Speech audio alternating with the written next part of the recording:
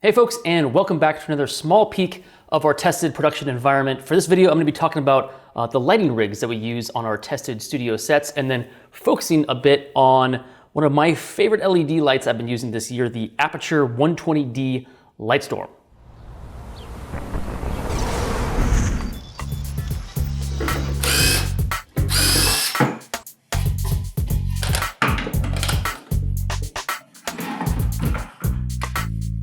So a few years back, I gave you guys like a walking tour of our tested studio space. That was our old office. We're using a combination of Kino flows and Aries to kind of illuminate that set. And since then, we've moved offices to a whole new studio space, a whole different environment, and we've kind of had to bring all of those lights over to this new space and set up a whole new lighting rig. So before we dive into this LED light, I kind of just wanted to give you guys an updated look at what we're doing with our studio space now and kind of what we plan on doing in the future. So I will throw this over to me to give you guys a brief look at that new studio space. All right, so this is our tested live studio set. You've seen this in like product reviews and tons of live mixes. So let's move backwards. So in this room has two big windows. You have this giant window here, but the sun doesn't come in directly. So that's just providing a little bit of ambient light during the daytime. And that's, we don't really need to worry about that changing the situation too much because it's very small changes during the day that the lighting doesn't really affect the set too much.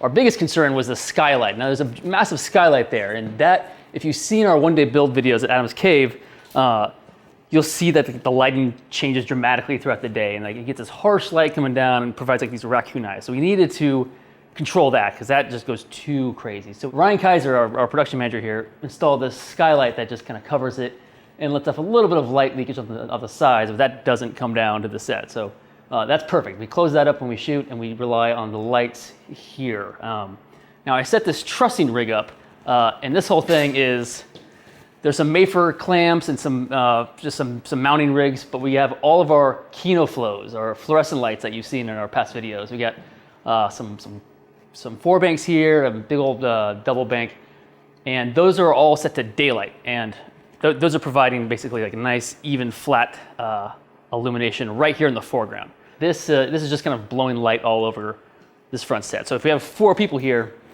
all building something, they'll all get enough light from this stuff. So above those, we have some Aries clamped to the top. These are Aries 300s, and where the Kino flows are all daylight balanced, those tungstens are much warmer. So those are like a 3200 Kelvin, where the daylight's like 56. So in front of those, if you look at the lighting modifiers in front of those are these gels. These are called CTBs. These are half CTBs, color temperature blues.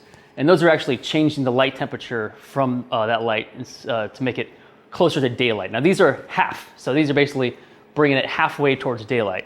And that's fine, because we're actually shooting back towards this blue wall, and that's what's giving these shadows here and this light here. Now it's giving it like a little bit of an orange color along that blue wall. Which is great, and it's also providing these hard shadows, which is much different than our foreground. Here we don't want these hard shadows, we want soft shadows on our subjects. But the background of the set was designed in a way where we're using a lot of shapes and geometry, and these shelves that represents this kind of maze is actually pushed off against the wall.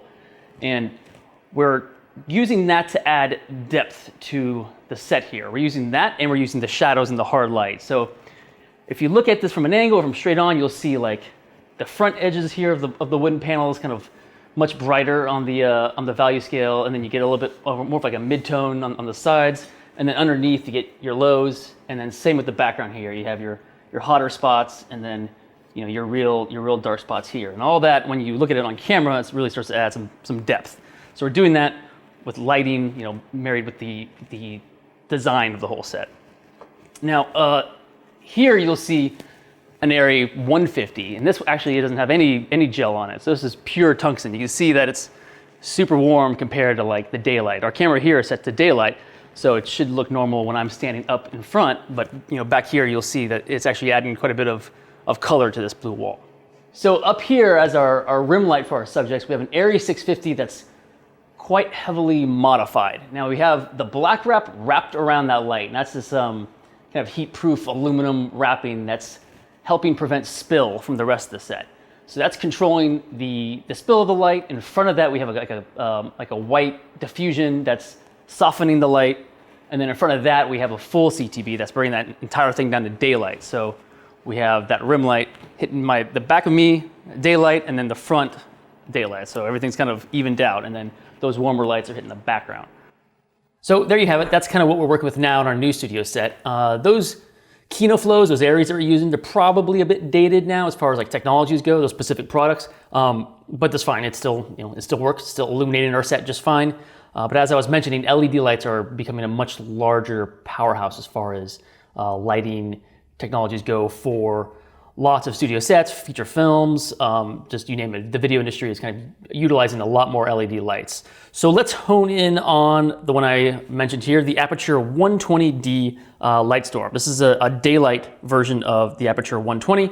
They also have a tungsten version, but we use a lot of daylight at our studio set, so I chose to opt for the daylight version. So if you follow any like filmmaking YouTube channels, you have probably seen this light.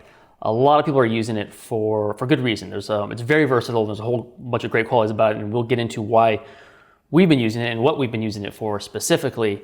But let's just kind of take a look at what this LED light is, because I think one of the most interesting things about it is that it is a single source LED light. Now, technically, it's like a million microscopic LED lights that are all kind of working together to create one source. But for all intents and purposes, it is a single source LED light. Now, if you've seen me talk about LEDs before, you know I'm not a huge fan of the arrays, just the grid of a bunch of different little sources. Those usually create kind of chunky shadows, and you have to use a lot of light modifiers to diffuse that and get rid of that and turn it more into a single source. But a lot of times those aren't powerful enough, and at that point you're kind of losing a lot of light, and for shooting video, it gets a little tricky. So this is a single light source, and it's relatively small, and it's meant to be modified with light modifiers. But modifying is actually okay because this light gets really freaking bright. It is essentially like a 1K. I've heard people say it's equivalent to like a 1K tungsten like airy. But as far as like all of our lights in our studios go, this is probably the most powerful. It's the smallest and most powerful. So let's quickly just go over the specs real quick before we get into what we've been using it for. Even though this light is extremely powerful and bright, it's only using like 135 watts of power. Now you can either just plug it in. Here's like the main block. You can plug your power into the wall, or you can power it using like V-Lock batteries, or we use V-Lock batteries. I think you can get this with like a gold mount plate if you use Anton Bauer gold mount batteries, but essentially you just lock this guy in and you have your controls here on the block, the power and the dimming and the grouping, or you can use the controller that comes with it and remotely turn these lights on, dim them, or kind of group them all together so that you can set up different groups. So you can just hit one button, they all turn on or all dim together. Now this light runs at a 96 CRI as far as light quality goes. CRI is a color rendering index, and that's kind of getting pretty deep into light measuring stuff. But essentially what that means is it's a scale from 0 to 100 on how light accurately portrays color. So the sun would be like 100, and household lights kind of range from mid 50s to 80s. Most film lights you want like in the 80 to 100 range. This is 96, and it stays at 96 the entire dimmable range. Some lights will actually drop in quality as you start to dim them or change the color temperature. This light has a consistent 96 CRI, which is fantastic. Now, like I mentioned before, this light is meant to be modified, not only because of the type of light and the quality, but because of the design. If you see at the end here, there's this bracket, and that bracket will allow you to mix and match different accessories that Aperture sells that change the light performance of their light using modifiers. Now, my favorite has to be the light dome. This is this large diffused dome that gives off like a 35-inch soft light source. I've used this a bunch for our build videos. I'll throw the light onto an end of a C-stand and kind of put it above center of the entire workspace, and it just gives off this soft light over the entire point of interest, which is oftentimes the big desk, and then gives like a nice glamorous just light for our talent or the people that are participating in the build. I also use this light modifier for talking videos like this one. Right now, because the light's here, I have a Kino flow here, lighting me as the main key, and then a bead board over here, kind of giving me a fill. But for most of the time, I will take the light dome, put it pretty close to me, and let the light kind of wrap around me and create a nice dimension with very soft shadows. And actually for the Arctic video that I did last year, I used it as like a main key on my short side and then filled the rest of the set with like practicals and stuff. So while this light is a really good area light, it also is really good with these one-on-one videos, which is probably why you see this popular amongst many other YouTubers. It's a really easy light to set up, and you get a great quality out of that light. The dome itself does collapse down into a little bag, but it's kind of a pain in the ass to strike it and bring it back up. Usually I just carry it around with me. I'll throw it into our truck or car for locations. And while it's relatively small for like industry standards, it's still kind of big for some of the smaller spaces that we shoot in. If that's the case, then I'll just take the light dome off and I'll just use that raw light and maybe push it up and shoot it at the ceiling to use that as a light source and kind of bounce the light around that way. You know, going from the light dome to this little tiny device is kind of nice because it's very portable that way. So the next light modifier we've been using is the Fernell Lens. Now this is a Fernell lens like you would find in any other Fernell light like the Aries. It's a light that is made up of concentric circles that help shape the light into something a little more even with this really nice fall off around the edges. We've been using this light again when space is a little tight and we can't bring the light dome. I'll bring this light, maybe bounce off a beadboard or a reflector. You can use it as like a background light and kind of spot things, or use it at the ceiling, bounce that. If there are scrims on location, sometimes I'll throw up a scrim and shoot through that to diffuse it a bit and give it a nice larger, softer light source. It's a really versatile light, especially when you start using it with secondary modifiers like those scrims or beadboards. This is probably my second favorite out of the light modifiers. It's very versatile in what you can do with it. And if you need to spot or flood this light more, you just adjust the distance of the Fernell lens from the light source and you can have that kind of granular control over the light. So that is how we have been using the 120D. This light has been a joy to work with. I kind of love it. It's been easy to travel with, easy to set up. I will probably be upgrading to the 300D, which has just come out. This light, if you say it's like equivalent of a 1K, that light is like the equivalent of a 2K. I saw it at NAB earlier this year, boomed out with a cylindrical area light modifier, kind of hung around, giving off just an insane amount of light while drawing very little power. And as we start approaching how to upgrade our tested studio lighting rigs, that is something to look at for us, because right now we are drawing a lot of power with power kind of routed all over the office because we trip breakers drawing that much stuff. These lights we can set up with LED lights in general. We can just set up a lot more light now with a lot less power and a lot more control, honestly. So that is going to be an exciting time to look forward to.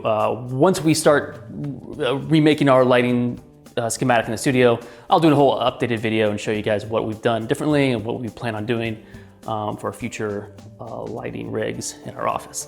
That's it. LED lights, it's a very exciting time for them if you are excited by light the way I am.